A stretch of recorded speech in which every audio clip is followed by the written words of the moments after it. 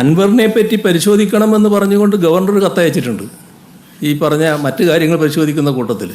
അതെ അതൊക്കെ അവരെ പരിശോധനക്കാർ പരിശോധിക്കട്ടെ, അതിൻ്റെ പരിശോധന നടക്കുമല്ലോ, അന്വേഷണ സംഘം പരിശോധിക്കുമല്ലോ, അതാണ് ഏറ്റവും നന്നാവുക.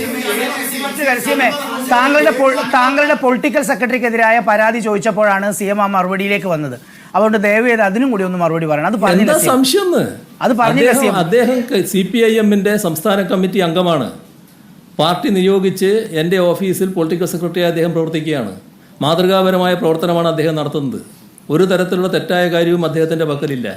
ആര് പറഞ്ഞാലും അതെല്ലാം അവജ്ഞയോട് തള്ളിക്കളയുന്നു എന്നുള്ളതേ ഉള്ളൂ. ഒരു പരിശോധനയും അക്കാര്യത്തിൽ ആവശ്യമില്ല.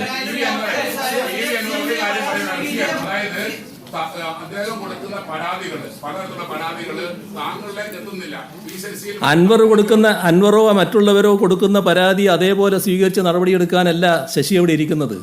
ഈ സർക്കാരിന് നിയമപ്രകാരം സ്വീകരിക്കാൻ പറ്റുന്ന നടപടി മാത്രം എടുക്കുന്നതിനാണ് അത് അവിടെ ഇരിക്കുന്നത്. അല്ലാത്ത നടപടി സ്വീകരിച്ചാൽ ശശിയല്ല ആരായാലും ആ ഓഫീസിൽ ഇരിക്കാൻ പറ്റില്ല. നിയമപ്രകാരമുള്ള നടപടി മാത്രമേ സ്വീകരിക്കാൻ പറ്റൂ. ഞാൻ പറഞ്ഞു തീരട്ടെ, നിങ്ങളെന്തിനാ ധൃതിപ്പെടുന്നത്? നിയമപ്രകാരം സ്വീകരിക്കാൻ പറ്റാത്ത എന്തെങ്കിലും കാര്യം പറഞ്ഞിട്ടുണ്ടെങ്കിൽ സ്വാഭാവികമായി ചെയ്തിട്ടുണ്ടാവില്ല. ആ ചെയ്യാത്തതിനൊക്കെയുള്ള വിരോധം വെച്ച് വിളിച്ചു പറഞ്ഞാൽ അതിൻ്റെ മേലെയൊന്നും മാറ്റുന്നതല്ല അത്തരം ആളുകളെ. അത് മനസ്സിലാക്കണം. അതെനിക്കറിയില്ല. അദ്ദേഹം പോയിട്ട് പറഞ്ഞു, അത് കേട്ടില്ല എന്ന് പറയുന്നുണ്ട്. അതുകൊണ്ടാണ് ഞാൻ പറഞ്ഞത്. എന്താ പറഞ്ഞതെന്നുള്ളത് ADGP MR രജികുമാറിനെ ക്രമസമാധാന ചുമതലയിൽ നിന്ന് മാറ്റണമെന്ന ആവശ്യം CPI അടക്കമുള്ള കക്ഷികൾ ഉന്നയിക്കുന്നുണ്ട്. അതിന് ഈ പോലീസ് മേധാവിയുടെ അന്വേഷണ റിപ്പോർട്ട് വരെ കാത്തിരിക്കണോ? അതല്ല, ഒരു നിലപാട് വ്യക്തമാക്കി കഴിഞ്ഞതാണ്. ഒരു ആരോപണം വന്നു എന്നുള്ളതിന്റെ മേലെ മാത്രം ആരെയും ഒരു സ്ഥലത്തും മാറ്റില്ല. അന്വേഷണ റിപ്പോർട്ടിന്റെ ഭാഗമായിട്ട് മാത്രമേ മാറ്റൂ. അത് വ്യക്തതയുള്ള നിലപാടാണ്. ഈ നിലപാടുള്ള മുഖ്യമന്ത്രി താങ്കൾ മുഖ്യമന്ത്രിയായിട്ടിരിക്കുമ്പോൾ താങ്കളുടെ തൊട്ട് താഴെ ഉദ്യോഗസ്ഥൻ ഈ RSSന്റെ ഒന്നും രണ്ടും നിലയിലുള്ള നേതാക്കളാണ് പോയി കാണുന്നത്. ഞാൻ പറഞ്ഞല്ലോ, ആർക്കും വേണ്ടി പോയതല്ലത്. ഞാൻ പറഞ്ഞല്ലോ, എനിക്ക് വേണ്ടി പോകേണ്ട കാര്യമില്ല എന്ന് ഞാൻ പറഞ്ഞല്ലോ. അതൊക്കെ പരിശോധനയുടെ ഭാഗമായി അദ്ദേഹത്തിൽ നിയതമായ അധികാരങ്ങൾക്കപ്പുറം അദ്ദേഹം പ്രവർത്തിച്ചിട്ടുണ്ടെങ്കിൽ സ്വാഭാവികമായി നടപടി വരും. അതിനെപ്പറ്റി ഒരു വ്യക്തിപരമായ കൂടിക്കാഴ്ചയാണെന്നാണ് അങ്ങ് പറയുന്നത്. നിങ്ങൾക്ക് ചോദ്യത്തിന് മറുപടി അല്ല വേണ്ടത്. നിങ്ങളൊരു ബഹളമയമാക്കാനാണ് ഉദ്ദേശം. എന്നാൽ ഓരോരുത്തരായി ചോദിക്കണ്ടേ, എന്നാലേ പറയാൻ പറ്റൂ. ഞാൻ പറഞ്ഞല്ലോ, ഞാനിവിടെ ഇരിക്കാൻ തയ്യാറാണ്. അന്ന് PV അൻവർ നേരിട്ട് വന്നത് സർക്കാരിനെയോ പ്രതിനിധീകരിച്ച അല്ല ADGP RSS നേതാക്കളെ കണ്ടതെന്ന് അല്ല എന്നുണ്ടെങ്കിൽ അദ്ദേഹം എന്തിനു വേണ്ടി കണ്ടു എന്നുള്ളതും ആ കണ്ടതിൽ ഒരു അനൗചിത്യമുണ്ട് എന്ന് അങ്ങ് കരുതുന്നു. അതൊക്കെ പരിശോധനയുടെ ഭാഗമായി വരട്ടെ. പരിശോധിച്ച് വന്നതിന് ശേഷം അതിലെന്തെങ്കിലും വീഴ്ചയുണ്ടെങ്കിൽ അപ്പോൾ എന്ത് നടപടി എടുക്കുമെന്ന് പറയാം. RSS നേതാക്കളുമായി ശരി മുഖ്യമന്ത്രിയുടെ പൊളിറ്റിക്കൽ സെക്രട്ടറി വിശ്വാസം അർപ്പിച്ചാണ് ഇപ്പോൾ സംസാരിച്ചത്. TV അൻവർ MLA പരാതി കൊടുത്തിട്ടുള്ള പാർട്ടിക്കാണ്. അപ്പോൾ അത് പാർട്ടി മാത്രം പരിശോധിക്കട്ടെ എന്ന നിലപാടാണ് മുഖ്യമന്ത്രിക്കുള്ളത്. ഒരു കാര്യം.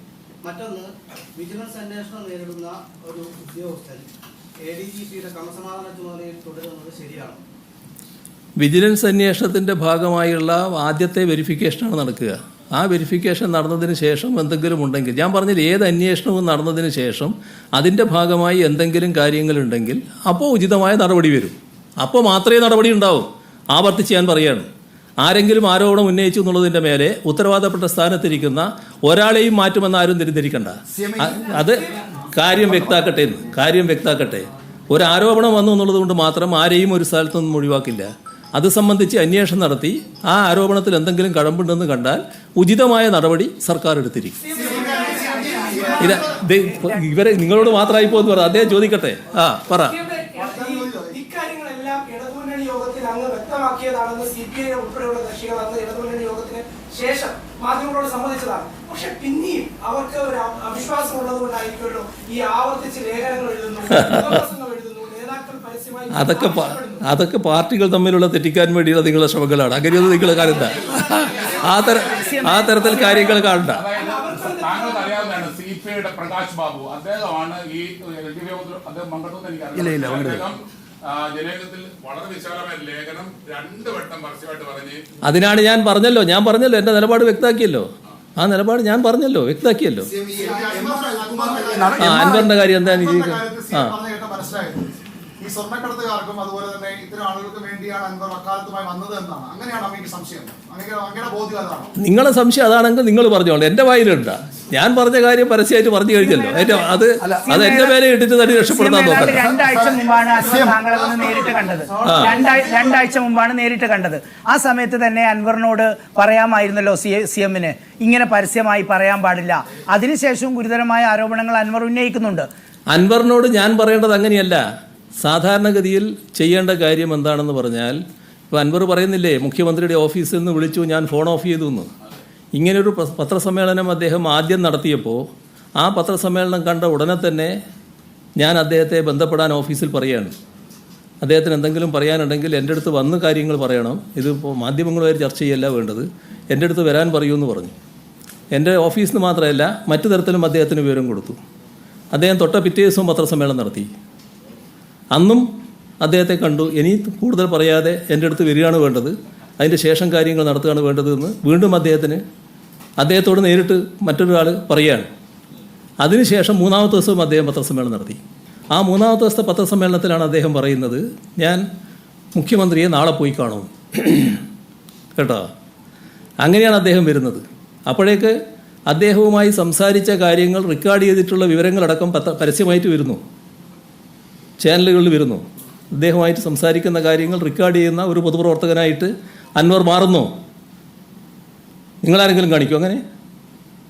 നമ്മൾ ആരുമായിട്ടല്ല സംസാരിക്കുന്ന കാര്യങ്ങൾ റെക്കോർഡ് ചെയ്യലാണോ സാധാരണഗതിയിൽ ഒരു പൊതുപ്രവർത്തകൻ?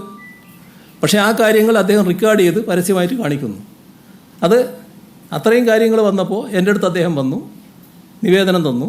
ആ നിവേദനത്തിൻ്റെ മേലെ ഞാൻ പറഞ്ഞു, ഇപ്പം തന്നെ അന്വേഷണ സംഘം വന്നിട്ടുണ്ട്, ആ അന്വേഷണ സംഘത്തിന് കൊടുത്തിട്ടുണ്ട്, അവരെ അന്വേഷണ റിപ്പോർട്ട് വരട്ടെ, നടപടി എന്താണെന്ന് അതിന് ശേഷം തീരുമാനിക്കുക എന്ന് പറഞ്ഞ് അദ്ദേഹത്തെ വിട്ടു. ആകെ 5 മിനിറ്റാണ് ഞങ്ങൾ തമ്മിൽ കണ്ടത്.